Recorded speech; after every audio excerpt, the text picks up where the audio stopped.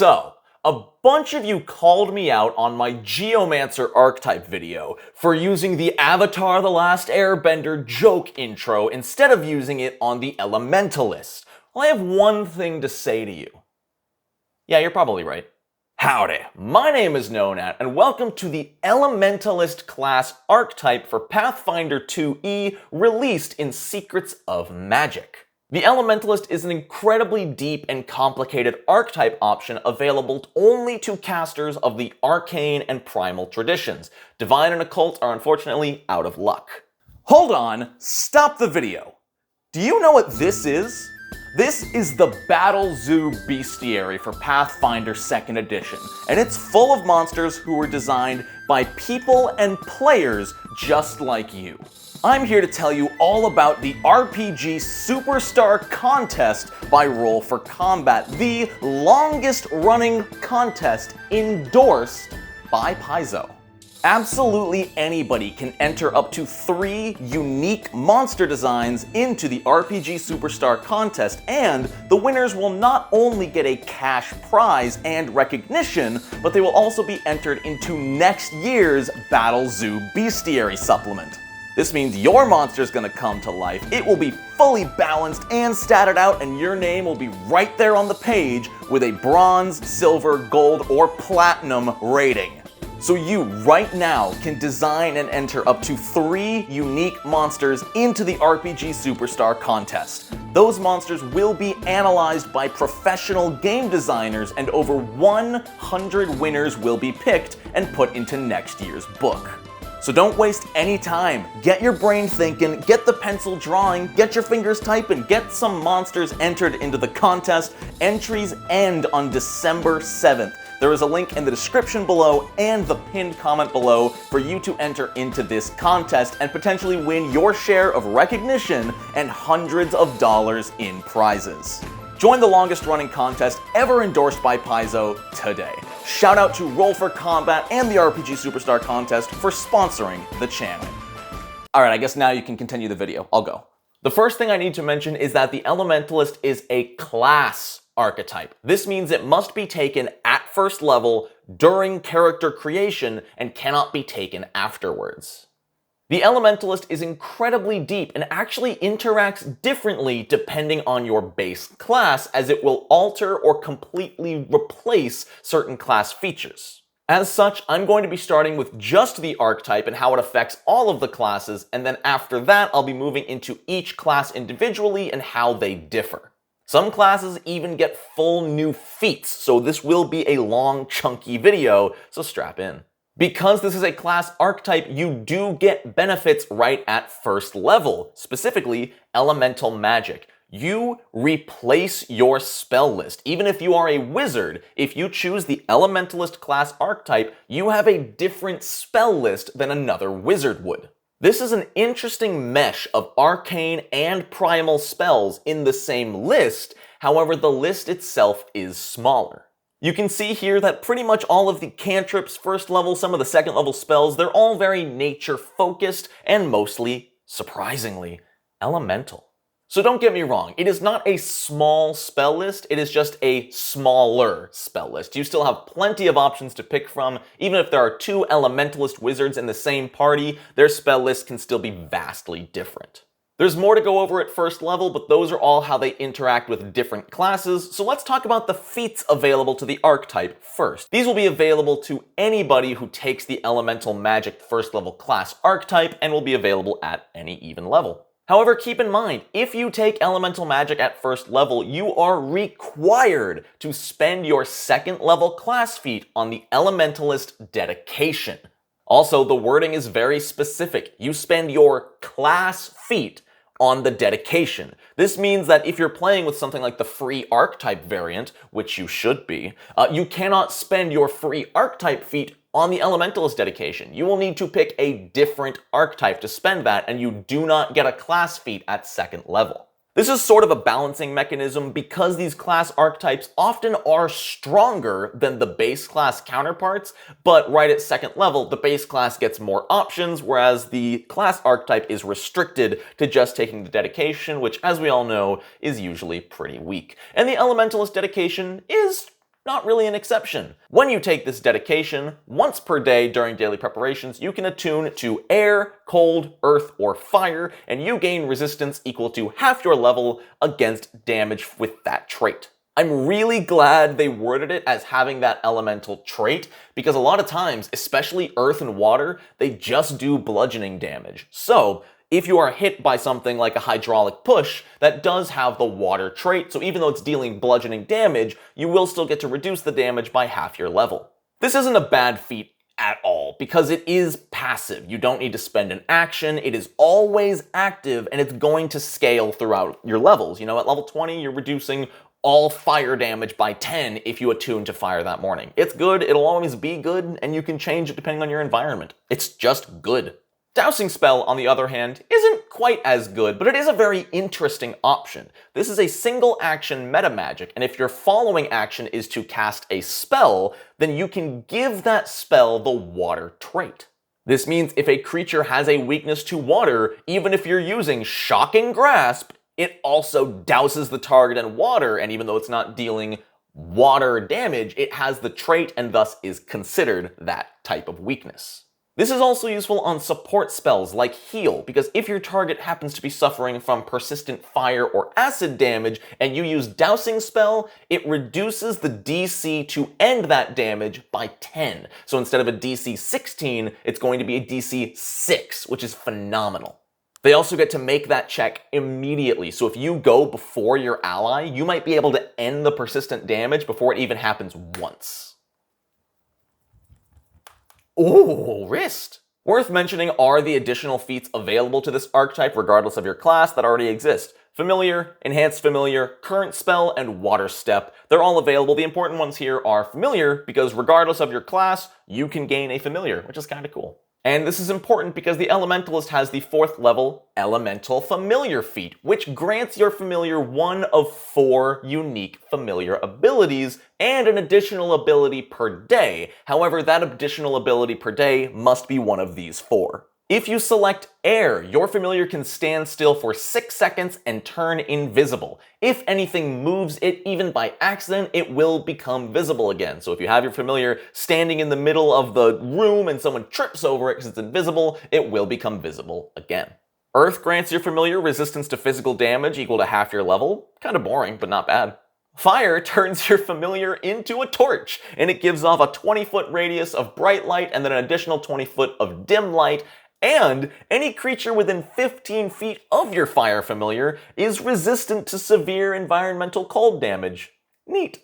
And water is terrifying because it gives your Familiar sort of a gelatinous liquidy form that allows it to squeeze through a gap that is no less than 2 inches wide without squeezing, and if it's no less than 1 inch wide, it can roll to squeeze through it. That's like this wide for something that's like this big. I should not do that on video. Blur that out. Burning Spell is okay. As a single action, if you are about to cast a spell from a spell slot, it cannot be a cantrip, then you get to add persistent fire damage to that spell's target equal to the level of the spell. Once again, this gives the spell the fire trait even if it doesn't deal fire damage. So if you shoot out a Shocking Grasp, then you can also light them on fire with your Shocking Grasp. If you're casting it as a 3rd level spell, they take 3 persistent fire damage. This is just a straight upgrade to your damaging spells. If you're gonna cast it anyway and you have that 3rd action, it is not a bad idea to just put some persistent fire damage on there. It's really good. Metabolize Element is not bad. As a reaction, if you take damage from a harmful elemental ability with air, water, earth, or fire, you can take it to quicken yourself for 1 turn. Now, this can only be used to step or strike, but even as a spellcaster, being able to take a step action for free on your next turn, that's big. That gets you out of attack of opportunity range and gives you 3 more actions to work with. It's really good. The only downside is the trigger that you have to take damage from a specific trait. ROCKSLIDE Spell is another single action meta magic that affects a spell slot spell. The spell does specifically have to have an area. However, with ROCKSLIDE Spell, it turns every 5-foot square in the area of your spell into difficult terrain for 1 minute. So yes, you can now hurl a fireball into a group of enemies, and if you used ROCKSLIDE spell, now the entire 20-foot burst of fireball is also difficult terrain under their feet. Get your fighter and your barbarian in there after you've thrown it. They can't step in difficult terrain, so they're either gonna have to sit there in melee or get attack of opportunity as they try to walk away. Amazing, incredible meta magic, especially because some spells have insane areas. Level 12 gives another reaction, redirect elements. If an enemy spellcaster strikes at you with an elemental spell and misses, not even a critical miss, just misses, you get to redirect it to a different target. The original spellcaster makes the new attack roll against the new target's armor class, but this is insane. If this was just on crit fail, I don't think it would be worth the feat. But the fact that this is on a normal fail, if someone casts Scorching Ray at you and fails, you get to redirect that Scorching Ray at an enemy, just as a reaction. That's insane. This works even if it's a cantrip. It's just a spell attack roll. If they cast Produce Flame at you and miss, that is a free cantrip against an enemy target just for using your reaction. This is incredible. And the final feat available to the Elementalist archetype is the Wind-Tossed Spell Meta Magic. For a single action, if you are about to cast a spell and your target happens to be concealed or behind cover, you ignore it. Keep in mind, this will work if you use something like Scorching Ray on 3 goblins who are all hiding behind a wall. You get to ignore all of their cover and just attack with your full bonus, and it has the air trait to boot. This is really good. This is really nice. Ignore concealed, you don't have to make that flat check. Ignore cover, they don't get the armor class bonus. It's just solid. I kind of wish it wasn't level 14. I feel like this is like a level 10, 12 feat, but it's still really good. And those are all the feats available to anybody who becomes an Elementalist. Now let's talk about some class-specific changes. We'll start off with the Sorcerer. The Sorcerer one is pretty simple.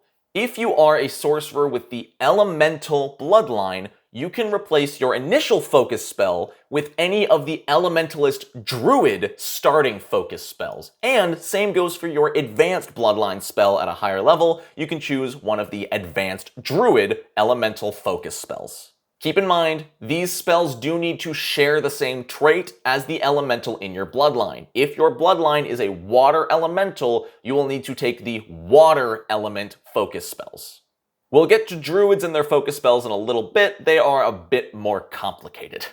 Wizards are pretty much the same, just in more words. Rather than picking an arcane school as a wizard, you choose to focus on one of the 4 elements. You still get an extra cantrip, you still get an extra spell slot of each level, but that cantrip and those spell slots must have the trait of the element you chose. If you choose fire, that extra 3rd level spell slot needs to be a fireball or a scorching ray or something like that.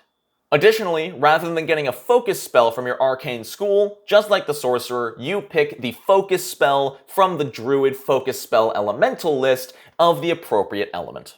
When Paizo designed the Elementalist, they definitely had the druid in mind. Along with new feats, there are also new druid orders, new druid focus spells, and just so much to the druid that has been added. Let's start by looking at the new druidic orders, namely the Wave Order and the Flame Order. Oh, also the Stone Order. I forgot about that one. Flame Order druids are trained in acrobatics. They get the Fire Lung druid feat, which we'll go over in a moment, and the Wildfire Order spell. Wildfire is an interesting area control focus spell. For 2 actions, you pick a 10-foot burst and ignite it in hazardous terrain. This is different from difficult terrain. It is not any harder to move through. However, any creature that moves through one of these squares of fire takes 1 fire damage. If they move through 2 squares, they are taking 2 points. Additionally, if they end their turn in one of these squares, they must make a reflex save against your spell DC or be afflicted with 1 persistent fire damage. The cool part of this, and where it gets its wildfire name, is every time you sustain this spell, the radius increases by 5 feet. So from a 10-foot burst, to a 15-foot burst, to a 20-foot burst. And remember, you can sustain a spell more than once on your turn. So if you want to, on your following turn, you can spend 3 actions, triple sustain this up to a 25-foot burst of flame. Now this is a 2-round setup, but a 25-foot burst of hazardous terrain that deals a damage for every square they walk through, that's disgusting and awesome. It does not heighten that well. It only heightens every 2 spell levels, so character levels 5, 9, 13, and 17. And the damage only goes up by 1. But you think about that, at level 17, they're taking 5 damage per square they walk through. If you center this on somebody and expand it so they have no way out and they need to walk through 5 squares, that's just 25 damage for having to walk. It's great.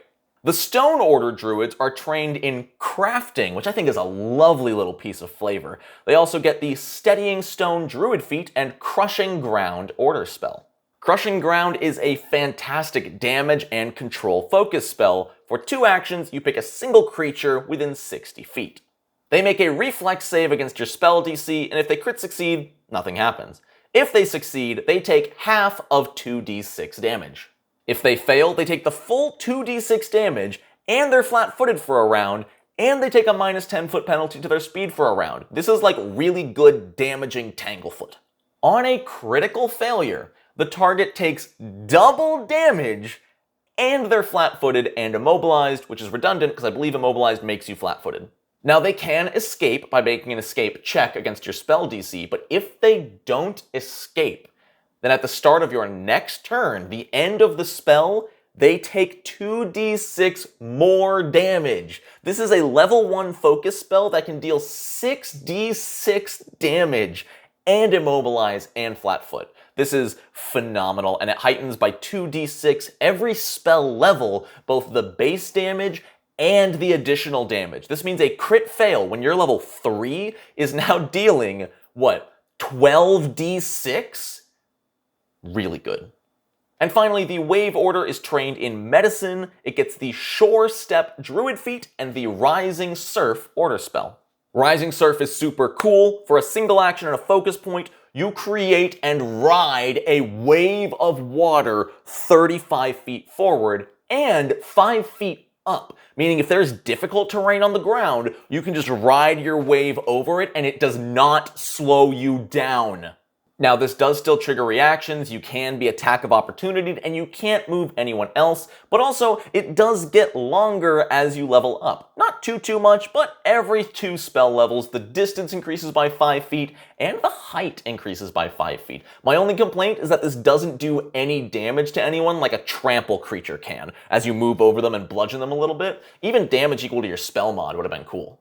Now let's talk feats, starting with Fire Lung, which is the starting feat of the Flame Order. This just makes the Druid better at existing in fiery environments. The Flame Order Druid cannot choke on smoke and can actually breathe normally in heavily smoky areas. Additionally, they only have a DC 10 to recover from persistent fire damage rather than DC 15.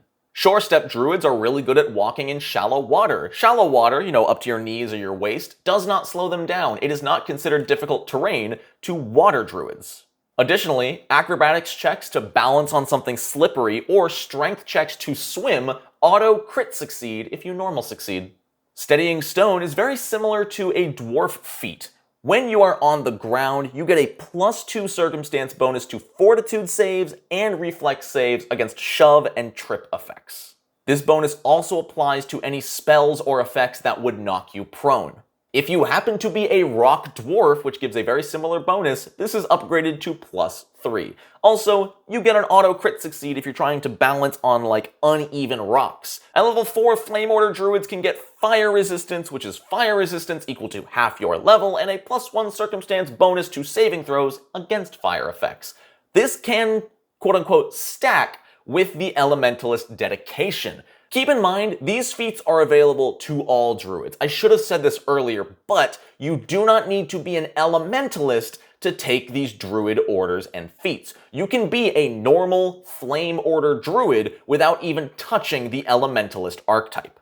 However, they do have some synergies. If you have the Elementalist Dedication and Fire Resistance, you no longer need to pick Fire from your Dedication. You could pick Water, and suddenly you have resistance against Fire and Water damage equal to half your level, right at level 4. That's incredible. Wave Order Druids just get a 15-foot move speed if they take the Natural Swimmer feat. That means they do not need to roll athletics checks to swim. If you somehow already had a swim speed, you are no longer... If you already had a swim speed, you ignore all underwater difficult terrain, such as swimming upstream. Sheltering Cave is the coolest level 4 elemental feat for druids because you spend 10 minutes communing with the rock beneath you, and at the end of 10 minutes, a big cave mouth rises up and over you. This provides you a 20-foot wide, 10-foot high, basically hut to hang out in for up to 12 hours. You can just hang out, create shelter. This is phenomenal. At level 4, what level is Tiny Hut? Cozy Cabin is a 3rd level spell and takes a spell slot. Sheltering Cave, as long as you're standing on the earth, free. 10 minutes to cast, sure. And it might be a cave and not like a nice warm cabin, but it's still free. Advanced Elemental spell allows the Flame, Stone, Storm, or Wave Order Druid to take their advanced focus spell. Starting off, Flame gets Combustion. For 2 actions, you target a single creature within 120 feet. The target makes a Fortitude save, and if they critically succeed, nothing happens. If they normal succeed, they take half of 4d8 damage and no persistent fire damage. If they fail, they're taking 4d8 fire damage and 2d6 persistent fire damage, and God help them if they critically fail, 8d8 fire damage and 4d6 persistent fire damage from a level 6 focus spell. Character level 6, not spell level. This goes up by 1d8 and 1d6 per spell level. This is nasty damage if they fail or crit fail. Powerful Inhalation for Storm Order Druids is hilarious. For 2 actions, you suck up all the air in a 10-foot emanation, dealing 5d6 bludgeoning damage on a basic Fortitude save. Additionally, a creature that fails its save can barely talk because there's no air. And if they critically fail, they cannot speak or use verbal abilities for a full round. Hilariously, if you use this on something like an air elemental or something that is composed of air, its saving throw is treated as 1 less because you're basically eating it, and it's hilarious. Pulverizing Cascade is really freaking cool for Wave Order Druids. For 2 actions up to 120 feet away, you create a 10-foot radius where 2 massive waves rise from the ground and slam into each other. Every creature caught in the area between them, including up to 20 feet in the air, make a basic reflex save against 5d6 bludgeoning damage. Overall, it's just a powerful area of effect attack. It's very similar to Fireball, but it's water damage, and it's really good damage. And it's a focus spell. You can never get mad at a focus spell because you get those back so easily. And Stone Order Druids get Stone Lance, which targets 1 creature up to 120 feet away for 2 actions. You conjure a massive lance of stone and fire it at the target with a spell attack roll. If you hit, you deal 6d6 piercing damage, and you impale them! They suffer a 10-foot movement speed penalty unless they escape. If you critically hit a creature who is on the ground, you impale and skewer them to the ground, and they are immobilized until it escapes. So that means they need to succeed at an escape action against your spell DC, or if they don't take that, they are immobilized for 1 minute.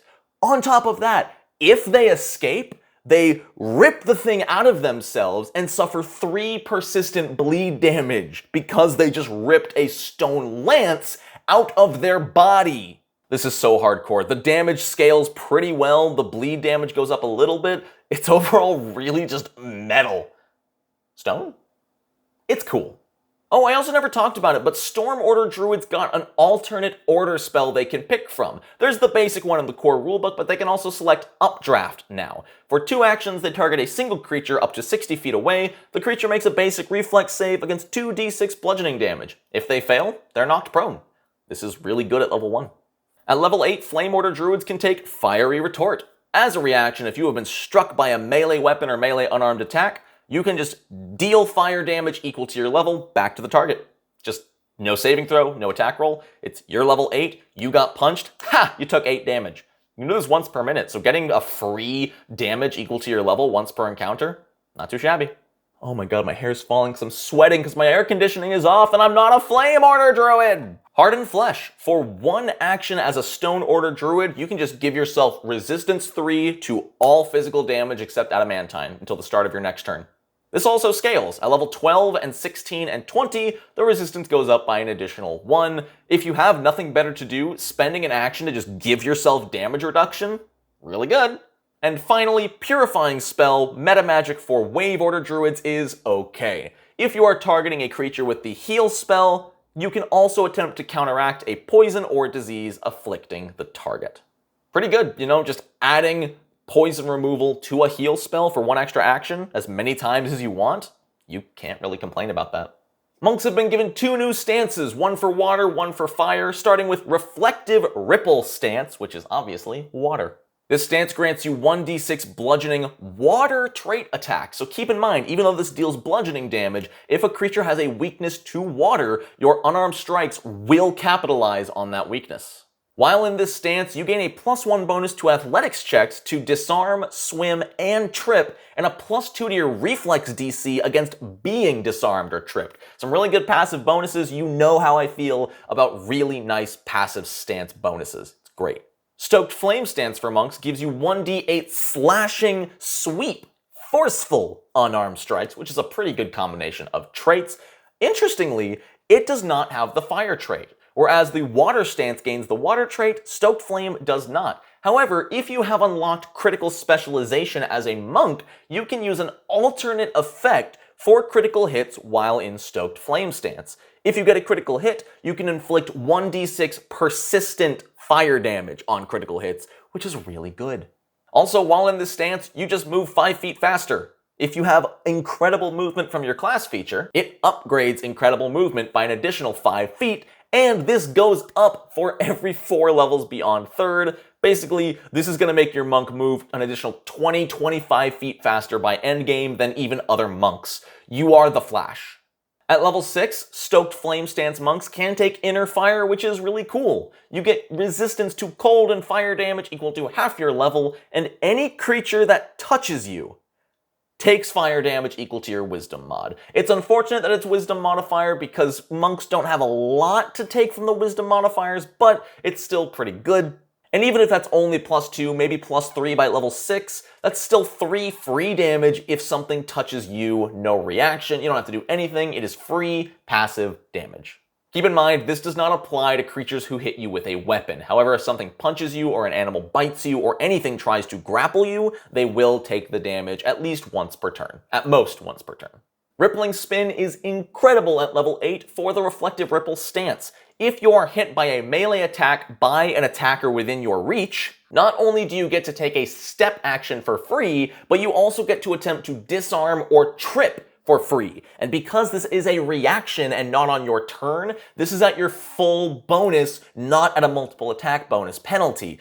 And because you're in Reflective Ripple stance, you get a bonus to tripping, and this is so good. The only caveat is that you must step and end within reach of your attacker. You cannot use this reaction to step away. At only level 10, Stoked Flame stance gets an insane action economy. Blazing Streak.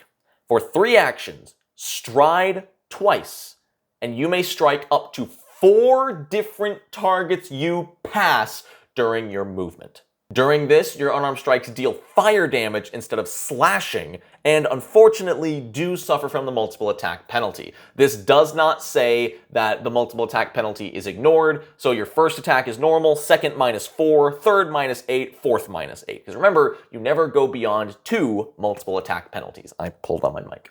Wave Spiral is super cool, and they added art of it so you can see exactly what it looks like. For 2 actions, once per minute, while you are in Reflective Ripple stance, you can attempt to trip every creature in a 10-foot emanation. These all count towards your multiple attack penalty, but they are all at the same bonus. That's incredible! If you're surrounded by 5 dudes, not even surrounded, they can be 10 feet away from you. You can just knock all of them down. That's so good. The only limitation is the once per minute thing, so if they get back up, you can't do it again, but it's so good! And that is it for the Elementalist class archetype, also monk option video. I apologize for the weird structure. The book itself doesn't make it super clear, but I hope you learned a lot about elementalism and its place in Pathfinder 2e. This has been a lot. Obviously, I'm not going to go over the spell list because that's just existing spells. If you want to check them out, they're available in the Secrets of Magic book. But yeah, thank you so much for watching. Let me know what you think in the comments. Do you want to play an elemental style monk with the new stances? Do you want to play any of the new druid orders? Maybe play like an elementalist wizard or druid or sorcerer? Let me know. I want to hear from you in the comments below. I want to give a huge shout out to my patrons for all they do to support me. I appreciate y'all so freaking much. There will be new homebrew coming out for my $10 plus patrons within the next week. So keep an eye out for that. If you want to see it, go ahead and pledge using the link in the description. Also, we got merch, also linked in the description. It's really cool. I love it. We're releasing new stuff very soon. So that is it for me. Thank you so much for watching. I hope you have a wonderful rest of your day. And until next time, no nat ones.